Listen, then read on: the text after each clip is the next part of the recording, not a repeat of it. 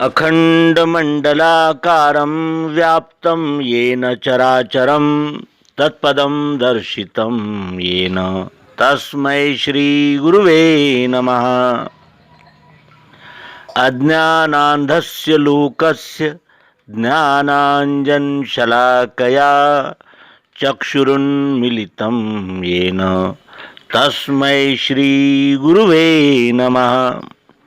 अध्यात्म विश्व विज्ञान यूट्यूब चैनल पर उपस्थित अपने सभी प्रेमी मित्र, आचार्य, गुरुजन, हमारे मार्गदर्शक, प्रेरणा स्रोत और हमारे यूट्यूब चैनल के सभी व्यूअर्स, शेयरकर्ता और सब्सक्राइबर्स, सभी भाई बहनों का हार्दिक स्वागत समादर करते हैं। श्रीमद् भगवद गीता निरूपण की इस मालिका को आपने दिए हुए प्रतिसाद का हम पुनः पुनः धन्यवाद प्रेषित करते हैं कि आपने हमारे श्रम सार्थक किए।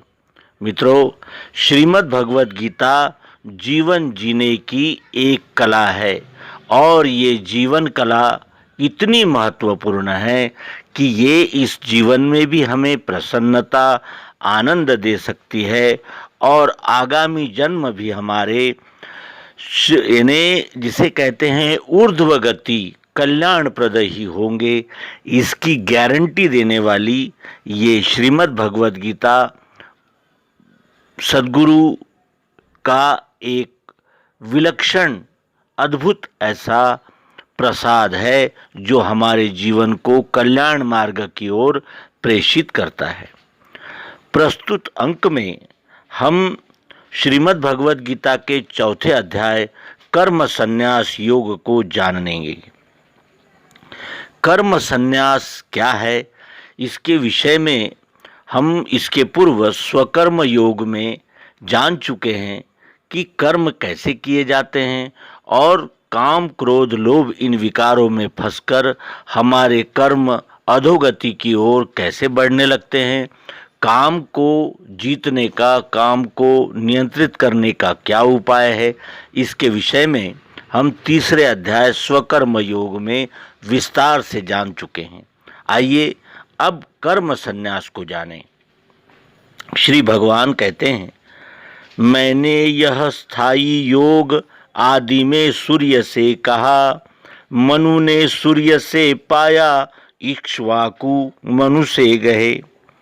श्री कृष्ण जी कहते हैं कि तीसरे अध्याय के अंतिम श्लोक में जिस आत्मयोग द्वारा तुम्हें काम को जीत लेने के लिए कहा गया है, वह अविनाशी, सदैव स्थित रहने वाला योग प्रथम अक्षर ब्रह्म द्वारा अर्थात मेरे द्वारा।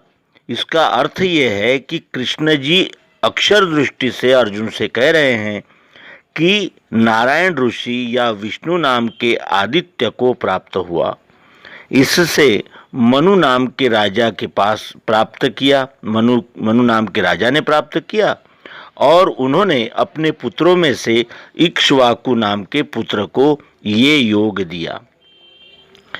नारायण, विष्णु, सूर्य ये तीनों नाम अदिति के एक ही पुत्र के वाचक है। उन्हें ध्यान में अक्षर ब्रह्म द्वारा ये योग प्राप्त हुआ था। उनसे इक्ष्वाकु को मिलने से उनका पूर्ण वंश जो है वो सूर्य वंश के नाम से विख्यात हुआ, जिस वंश में श्री राम का भी जन्म हुआ है। मैंने यह स्थायी योग आदि में सूर्य से कहा। इस उक्ति का लोग विपरीत अर्थ कर लेते हैं कि श्री कृष्ण जी ने सूर्य से कैसे कहा, सूर्य तो आसमान में रहता है और वो तो एक आग का गोला है, उससे कैसे कहा। तो यहाँ ये कहना पुनश्च आवश्यक है कि सूर्य नाम विष्णु और नारायण ये जिनके नाम है, ऐसे अदिति के पुत्र का नाम है और इसी अनुषंग से भगवान श्री कृष्ण जी कहते हैं कि मैंने यह स्थायी योग आदि में सूर्य से कहा, मनु ने सूर्य से पाया, इक्ष्वाकु सूर्य से मनु से गए। ऐसे परंपरा प्राप्त राज ऋषियों को मिला, सो बहुत काल जाने से पार्थ योग मिटा यहाँ। इस प्रकार परंपरा प्राप्त राज ऋषियों को ये योग प्राप्त हुआ और बहुत काल जाने से ये योग मिटा यहाँ।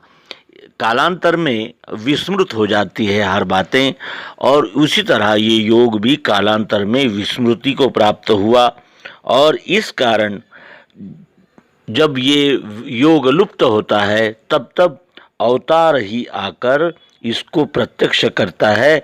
ये इस श्लोक का आशय है। वही ये पुराना योग मैंने आज तुझसे कहा, भक्त है तू सखा मेरा इससे श्रेष्ठ भेदिए। वही अनादि छिपा हुआ आत्मयोग मैंने आज तेरे से वर्णन किया है, क्योंकि तू मेरा भक्त है एवं मित्र है, इसलिए इस उत्तम और गुह्य योग का स्वरूप रहस्य मैंने तुझे बताया है। अब अर्जुन कहता है कि तुम तो अब जन्मे हो, आदि में जन्म सूर्य का, मैं कैसे जानूं तुमने योग यह उससे कहा। तुम अभी जन्म, आपका जन्म तो अभी हुआ है और सूर्य का जन्म तो बहुत पहले से है, शायद सृष्टि के आरंभ से है, तो मैं ये कैसे जानूंगा कि आपने ये योग उससे कहा। अर्जुन पूछता है कि आपका जन्म तो अभी यदुकुल में हुआ है और आप कहते हैं कि मैंने सूर्य से यह आत्मयोग कहा। सो किस प्रकार से कहा, क्योंकि सूर्य का जन्म तो पहले का है और आपका जन्म तो अभी हुआ है, इसलिए मैं कैसे समझ लूं कि आपने ही सूर्य से यह वर्णन किया। अर्जुन की व्यष्टि भाव युक्त दृष्टि रहने से कृष्ण से वह पूछ रहा है। श्री भगवान ने इसका उत्तर देते हुए कहा कि मेरे तेरे बहुत जन्म हो चुके हैं, परंतप सब वे जानता हूँ मैं, पार्थ तू जानता नहीं। मेरे तेरे बहुत जन्म हो चुके हैं, क्योंकि ये पुरुषोत्तम अक्षर गर्भ देकर प्रकृति से अनेक जीवों का निर्माण होता रहता है। ये मैं जानता हूँ, आप नहीं जानते, क्योंकि मैं पुरुषोत्तम भाव को लक्षित कर रहा हूँ और अक्षर भाव से आपसे बातचीत कर रहा हूँ। इसलिए मैं ये जानता हूँ कि ये प्रकृति में ये जीव बार बार आता है और अपने भोग भोगता हुआ अपने देहांत को प्राप्त करता है। मैंने आज ही यह कृष्ण रूप जन्म लिया है, यह बात नहीं है। न तेरा ही केवल अर्जुन नाम के देह से आज जन्म हुआ है, इससे पहले बहुत बार बहुत से देहों में जन्म हो चुका है। आशय यह है कि अक्षर ब्रह्म वस्तु अनादि रहने से पहले भी वही थी और आज भी वही है। इसलिए मैंने जो अक्षर ब्रह्म दृष्टि से सूर्य को योग दिया है, परंतु इस रहस्य को मैं अक्षर ब्रह्म स्थिति से जानता हूँ कि जन्म प्रकृति में है और अक्षर उसका प्रकाशक है, और तू केवल देह दृष्टि रहने से इस रहस्य को नहीं जान सकता जो मैं तुझे बता रहा हूँ। इस प्रकार भगवान श्री कृष्ण जी अर्जुन को इस आत्मा के बार बार जन्म लेने का प्रयोजन बताते हैं। कहते हैं कि जन्म नाश विना मैं हूँ, भूतों का सब देव मैं, मेरे स्वभाव के द्वारा इच्छा से जन्म है मुझे। जन्म नाश बिना मैं हूँ, मैं अक्षर ब्रह्म हूँ, जो जन्म भी नहीं है मेरा और नाश भी नहीं है, और सब भूतों का मैं देव हूँ, क्योंकि मुझी से सारे जीव निर्माण होते हैं। ये अक्षर ब्रह्म की दृष्टि से श्री कृष्ण जी कह रहे हैं। इस श्लोक में पुरुषोत्तम पद दृष्टि से श्री कृष्ण जी कह रहे हैं कि मैं पुरुषोत्तम अक्षर ब्रह्म ही जन्म नाश से रहित अजन्मा तथा अविनाशी हूँ, तथा भूत मात्र का अधीश्वर, प्रकृति का प्रकाशक, सर्वव्यापी कुटस्थ ईश्वर हूँ। मैं अपनी त्रिगुणात्मिका माया रूप इच्छा से अवतार धारण करता हूँ और इस योग का रहस्योद्घाटन करने के लिए बार बार आता हूँ। आती है जब ही ग्लानि भारत निज धर्म में, अधर्म बल पाता है लेता हूँ तब जन्म में। यदा यदा हि धर्मस्य ग्लानिर्भवति भारत, अभ्युत्थानमधर्मस्य तदात्मानं सृजाम्यहम्।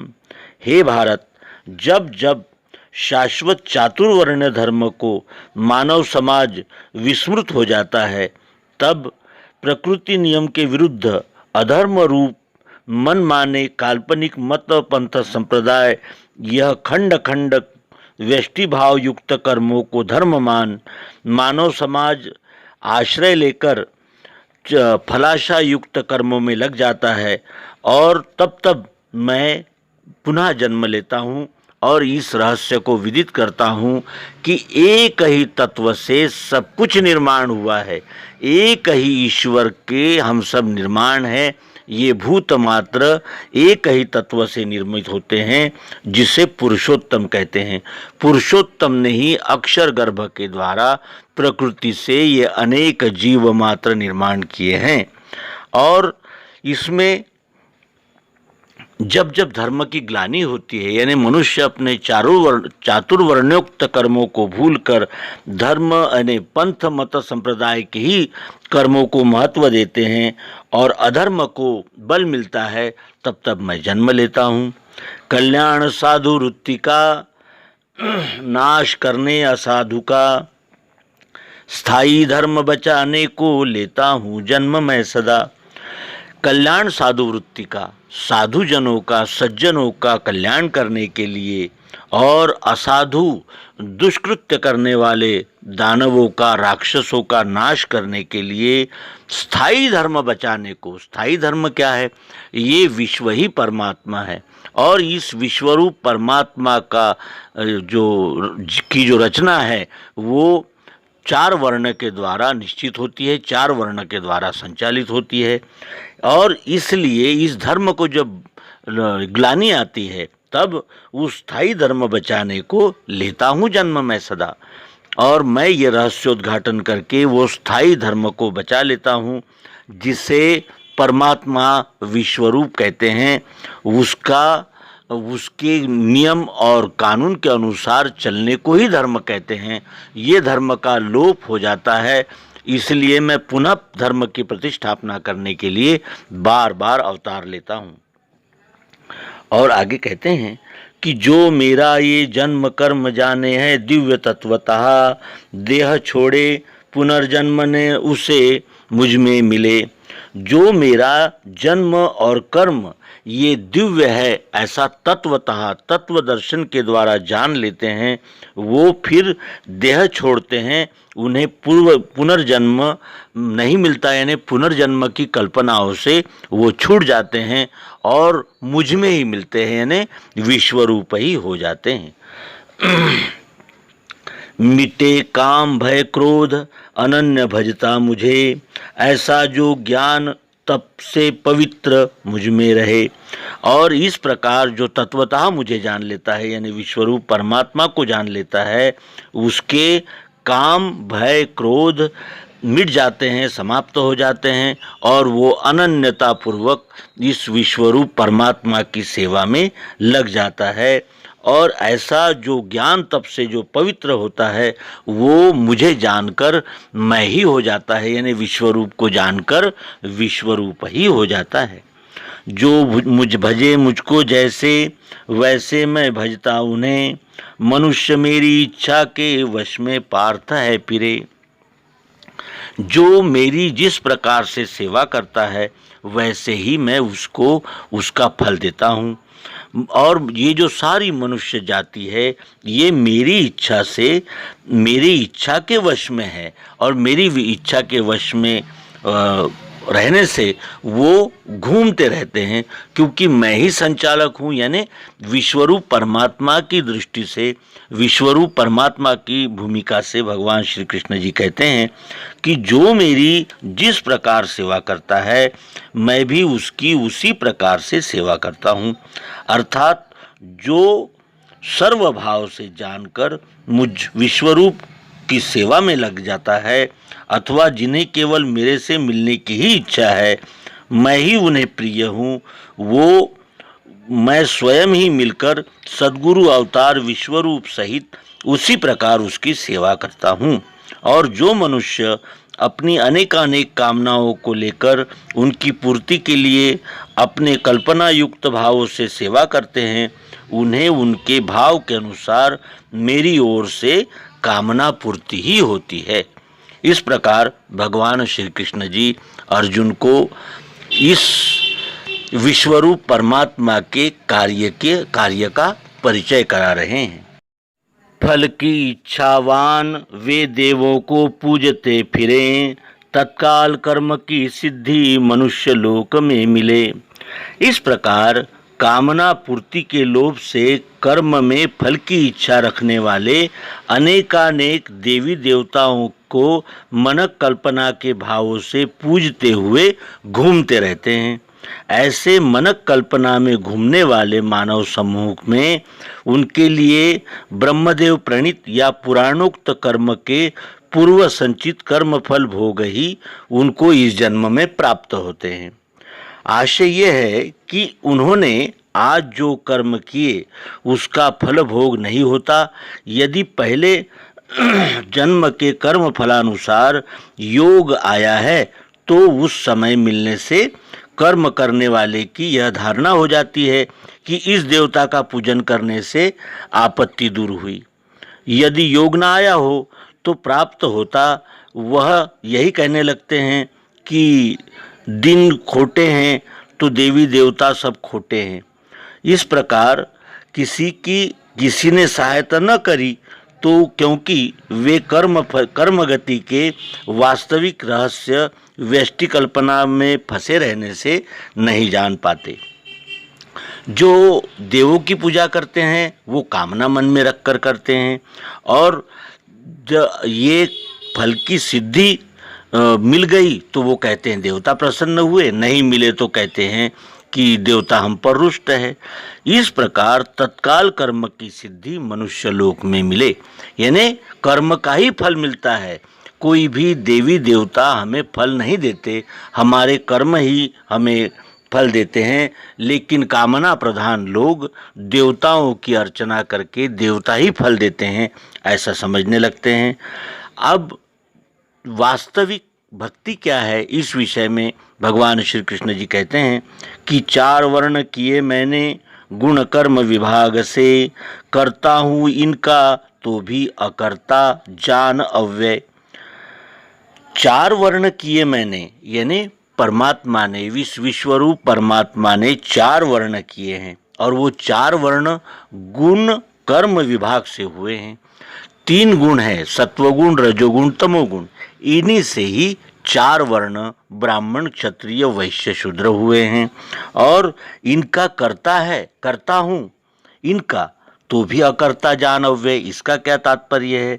इसका तात्पर्य है कि ईश्वर रूप से ही गुण कर्म बीज प्रकृति में से उद्भव होता है, यानी प्रकृति ही करता है। और जो ईश्वर है, जो परमात्मा है, विश्वरूप है, वो केवल प्रकाशक है। उसके प्रकाश से ये जीव उत्पत्ति स्थिति लय को प्राप्त होते हैं। इसीलिए वे कहते हैं कि मैं करता हूँ इनका, परमात्मा इनका करता है, इन 4 वर्णों का, तो भी अकर्ता है, क्योंकि वो केवल प्रकाशक है। उसके प्रकाश से प्रकृति इन जीव मात्रों का निर्माण करती है। मुझे कर्म नहीं बांधे न कर्म फल वासना, ऐसा जो मुझको जाने करे कर्म नहीं फंसे। मुझ में कर्म फल की इच्छा न रहने से मेरे लिए कर्म बंधन नहीं करता है। इस प्रकार जो मुझ ईश्वर को चातुर्वर्ण का कर्ता होने पर भी कर्म बंधन कारक नहीं होता। क्यों? क्योंकि प्रकृति के द्वारा होने वाले कर्म फल की स्पृहा भी नहीं है। अर्थात ईश्वर अधिष्ठान द्वारा चातुर्वर्ण ईश्वरीय नियम में स्वयं प्रकृति से व्यक्त होते रहते हैं। ऐसा जानकर, मानकर, सुनकर नहीं, जानकर चातुर्वर्ण के अनुसार जो स्वकर्माचरण करेंगे वह भी कर्म बंधन में नहीं फंसेंगे, ऐसा इस श्लोक का आशय है। आइए अब आगे भगवान श्री कृष्ण जी कहते हैं कि जानिए आदि में कर्म मुमुक्षु जन आचरें, पुरखों का देख के तैसे स्वकर्म तुम भी करो। इस प्रकार जानकर आदि में कर्म मुमुक्षु जन आचरें, और शुरुआत में मुमुक्षु जन कर्म का आचरण करते हैं, और इस प्रकार आचरण करने वाले पुरखों का देख के वैसे ही स्वकर्म तुम भी करो। क्योंकि मैंने ज्ञान विज्ञान, न्याय रक्षा, व्यापार गोपालन और श्रम, ये 4 ही विभाग है। इस प्रकार गुण कर्म विभाग का रहस्य जानकर पहले भी मुमुक्ष जनों ने चातुर्वर्णयुक्त स्वकर्म का ही आचरण किया था। उसी प्रकार तुम भी मेरे द्वारा समझाए हुए चातुर्वर्ण रूपी स्वकर्म को उनके आचरण करने की बात जानकर दृढ़ता से क्षत्रिय स्वभाव युक्त स्वकर्म का आचरण करो, अर्थात युद्ध करो। कर्म क्या है, क्या अकर्म, इसमें पंडित भी फंसे, वही भेद बताता हूँ छूटे अशुभ ज्ञान से। कर्म किसको कहते हैं, अर्थात बंधन करने वाले कर्म कौन से हैं, तथा अकर्म किसको कहा है, अथवा बंधन रहित स्वकर्म किन कर्मों को बतलाया गया है।